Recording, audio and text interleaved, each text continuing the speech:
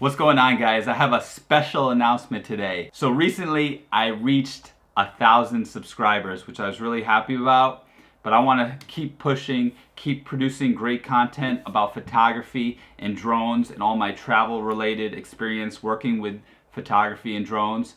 So here's the deal.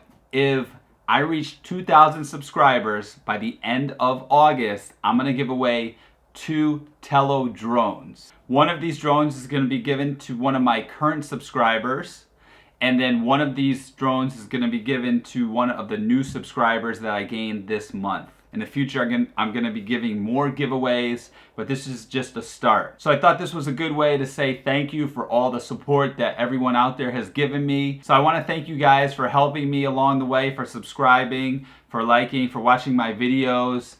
I hope it was helpful, and it really motivates me to produce more great work for you guys so you can enjoy and improve your photography and drone skills, as well as get all the latest information in the photography and drone industry. Now, the Tello drone is great because you can fly it indoors or outdoors.